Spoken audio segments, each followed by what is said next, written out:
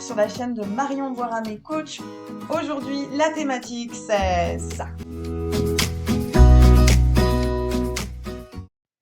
Alors c'est un enregistrement qui n'était pas prévu, ou du moins qui a déjà eu lieu hier, mais pour une raison indépendante de ma volonté, il s'avère que ça n'a pas fonctionné. Du coup, hier, j'ai tourné cette vidéo pour vous parler des papas et de la charge mentale. La vidéo était vraiment bien, j'en étais contente, mais résultat des courses, ça n'a pas fonctionné. C'est pas grave, on recommence aujourd'hui, on va essayer de faire plus court. C'est peut-être la longueur qui a posé problème. Donc, la thématique du jour, c'est les papas, la parentalité, la charge mentale. On me l'a beaucoup demandé suite à mes dernières vidéos et je trouvais ça normal d'aborder cette thématique. Après, suis-je la mieux placée pour vous parler de papa? Je suis pas sûre. Ce que je vous propose, c'est que dans une future vidéo, si vous êtes papa, que vous venez sur ma chaîne, que vous constatez que je parle de ça et que ça vous intéresse, eh bien, écoutez, au plaisir d'échanger avec vous et pourquoi pas de faire une interview où on parlerait de cette charge mentale et où vous nous partageriez vos expériences. Donc, les papas, la parentalité, la charge mentale. La première chose que j'ai fait quand j'ai voulu aborder cette thématique, c'est d'aller sur les réseaux et sur le net, pardon, et d'aller voir ce qui se trouvait en matière. Beaucoup de papas sont présents sur les réseaux pour parler parentalité. Donc, si vous êtes un papa et que vous avez identifié un autre papa qui parle de ces thématiques, n'hésitez pas à aller sur les réseaux. Il existe des comptes spécifiques. Après, il y en a pour tout le monde. Il y a des papas un peu plus directifs, des papas un peu plus à la cool, des papas rigolos. Mais tout ça, vous pouvez suivre. Au niveau des livres, je vous avoue, c'est pas foufou, en tout cas ce que moi j'ai trouvé. J'ai trouvé néanmoins un livre que moi je trouve vraiment topissime au niveau de la charge mentale, c'est ce livre-là. Et là, vous allez me dire qu'il est à l'envers, mais c'est donc le livre hop là, La charge mentale des femmes et des hommes. Un livre qui va être complet, qui va vous parler de l'évolution de la femme, mais qui va également vous parler de l'engagement des femmes au niveau, enfin, avec l'évolution, qui va vous parler également de l'engagement des hommes. Il est vrai que sur mes différentes vidéos, j'ai eu des commentaires d'hommes qui m'ont dit: «Ouais, mais Marion, nous, tu sais, on s'investit beaucoup. Moi, j'ai une femme qui aime pas faire à manger, c'est moi qui fais à manger en rentrant du travail. Moi, j'ai une femme qui aime pas faire le ménage. Je m'occupe autant de mes enfants que ma femme». Alors oui, bien évidemment, il existe des hommes qui ont un engagement tout aussi important que leurs femmes et il existe des couples où les hommes sont plus présents que leurs femmes. Tel est le choix d'équilibre dans chaque couple et dans chaque, décision qu'on peut prendre pour avoir un bon équilibre de vie et d'avoir le choix d'équilibre de vie. Mais du coup, vu qu'il existe ces cadres-là, bien évidemment que des hommes sont enchaînés, sont fatigués et sont victimes de charge mentale, d'épuisement parental. Le burn-out parental n'est pas que pour les femmes, il y en a également chez les hommes et c'est important de le reconnaître parce que le fait qu'une généralité de cas sont des femmes, bah, ça rend la minorité encore moins représentée et du coup, eux, ils subissent la double dose, c'est-à-dire que d'une, on les reconnaît pas en tant que parents qui peuvent avoir un burn-out parental, on ne parle pas d'eux, et en plus, on leur donne que la visibilité des autres papas qui, on va dire, ont moins d'engagement ou qui refusent un peu toutes ces tâches. Donc, il est important d'en parler pour qu'ils se sentent considérés, parce que oui, il existe ces papas-là. Je sais que ça peut choquer des mamans, ça peut choquer beaucoup de monde, mais il existe des papas en burn-out parental qui ont un fort engagement. Qu'est-ce qu'on peut énoncer comme chose importante sur cette thématique? Bah déjà, la place des papas et la place des mamans, elle est prédéfinie par différentes choses. Déjà, c'est les choix qu'on fait dans sa vie. C'est-à-dire que bien souvent, la place du papa et de la maman, elle est déterminée soit en amont de la naissance, c'est-à-dire qu'il y a déjà des déséquilibres dans les tâches de la maison. Il faut savoir que quand ces déséquilibres sont présents avant l'arrivée de l'enfant, il y a peu de chances qu'ils s'améliorent suite à l'arrivée de l'enfant.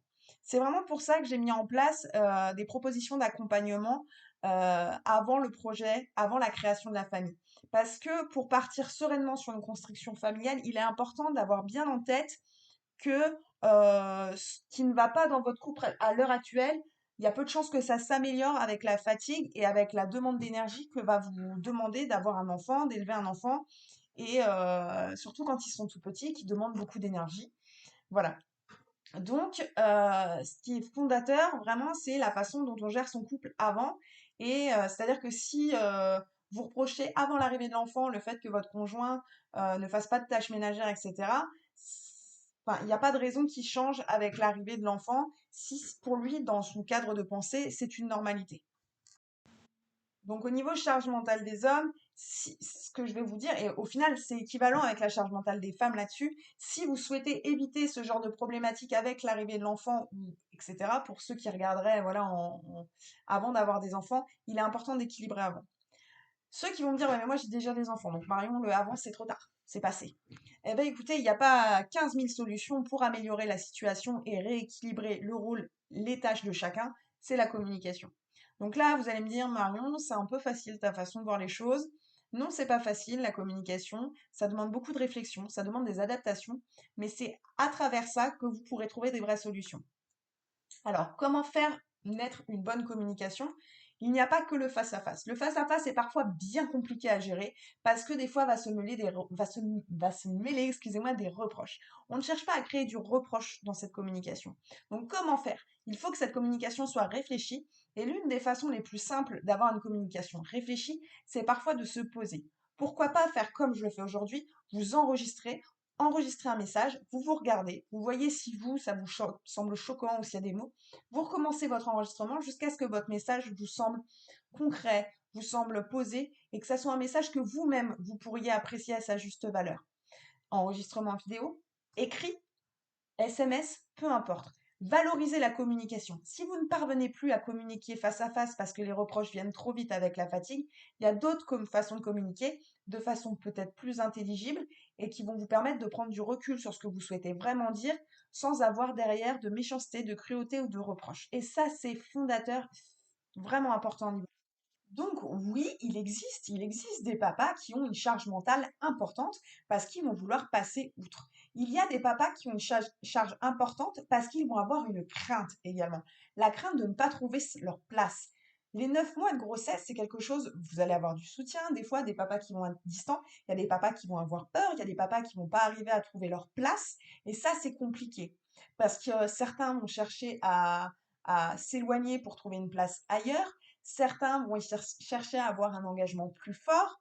Certains vont chercher à communiquer, mais vont le faire malheureusement de la mauvaise façon.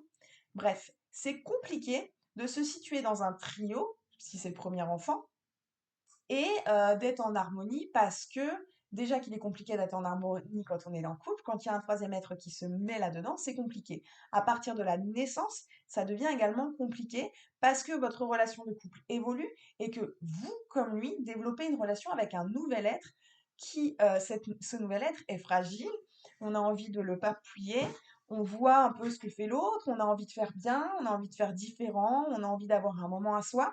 Et le papa aussi, à ce moment-là, il doit développer quelque chose. On dit souvent que les papas, souvent, mais pas pour tout le monde, que les papas se ressentent papas au moment de leur naissance, de l'enfant, mais des fois c'est bien plus tard. Il y a des papas qui ont besoin que l'enfant soit minimum autonome, qu'il marche pour arriver à avoir une connexion avec eux. Et voilà, il faut arriver à trouver sa place. Et certains papas ne parviennent pas tout de suite à trouver cette place. Et ça dérange les mamans, ce qui rend également, encore une fois, compliqué le langage parental pendant les premiers mois, les premières années de l'enfant. Le papa peut également, à un moment de sa vie, avoir la sensation d'être totalement mis de côté par la maman. Parce que elle va sans arrêt lui faire comprendre qu'il fait pas bien.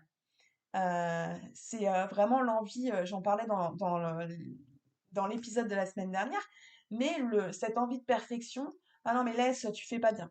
Non mais laisse, c'est moi, je préfère parce que moi, voilà, j'ai ma façon de penser. Eh oui, le problème, c'est que là, pour vous, c'est une problématique, vous préférez le mettre de côté, mais il y a un moment donné où ça va être une problématique pour vous parce que vous allez en avoir marre de tout faire. Mais c'est une conséquence, une cause à effet. Le papa, dans ces cas-là, sincèrement, c'est comme vous au travail, si on vous dit, vous avez fait un dossier, on vous dit c'est nul, vas-y, laisse-le à Bernard, lui, il sait faire. Sincèrement, vous allez plus vous faire chier à faire un dossier de 15 à 60 pages si on ne cesse de vous dire que c'est pas bon et qu'on vous l'explique pas. Donc voilà, il y a des papas qui se retrouvent à travers cette charge mentale pour être un bon papa, trouver sa place, en faire, mais pas trop, mais peut-être plus, en faire trop au point de déborder et ne plus savoir que faire, vouloir continuer à avoir sa vie, vouloir être un bon mari. Il y a des papas qui ne trouvent pas leur place. Et pourquoi? Parce qu'il y a des mamans également qui ne trouvent pas leur place. où on essaye tous à un moment donné de gonfler ou de trouver sa place. Donc il y a des papas qui vont arriver à trouver leur place dans leur famille, qui vont en prendre beaucoup plus que leur part, et il y a des papas qui ne vont pas arriver à trouver leur place dans cette famille ou qui ne vont pas vouloir prendre trop de responsabilités, ça n'empêche pas qu'ils aiment leur famille, mais qui vont aller prendre leur place ailleurs, dans leur club de foot, dans leur club de sport, peu importe. Et ça va encore créer des distensions parce qu'on est dans l'incompréhension. Donc vraiment, la communication, ça peut paraître le nerf de la guerre à des gens qui disent, mais moi, j'aime pas parler. Je dis, la communication sous toutes ses formes, écrire, texto, lettres, échange vidéo, elle est fondamentale. On a besoin de savoir comment vous vous situez au sein de la famille. Et la charge du papa, elle est là à savoir comment établir la place du papa au sein de la famille, comment pouvoir le faire se sentir à sa place et du coup qu'il ait envie d'avoir cet investissement, mais à la bonne hauteur. C'est-à-dire toujours pas ce parent qui va plus s'investir pour compenser quelque chose. À partir du moment où vous compensez trop, je vous dis pas qu'il faut jamais compenser, on compense les uns et les autres. Mais à partir du moment où on compose trop parce qu'on veut absolument avoir une place importante ou qu'on a une idée de la perfection qui doit être atteinte, eh ben, à partir du moment où on compense, et à un moment donné, vous compenserez tellement que c'est un choix de votre part parce que vous considérez que c'est pas assez, que vous finirez dans le reproche, dans la colère et dans le ressenti, et ça se finira très mal. Et la charge parentale, elle en vient souvent à ça.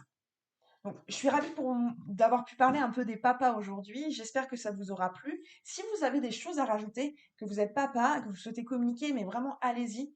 Si c'est négatif au point d'en être méchant, je ne vois absolument pas l'intérêt. Si c'est constructif et qu'on peut échanger, ça sera au top pour moi parce que dans mes accompagnements parentaux, je prends beaucoup des gens avec qui je travaille, beaucoup de mes clients avec qui je travaille, qui m'apportent énormément aussi.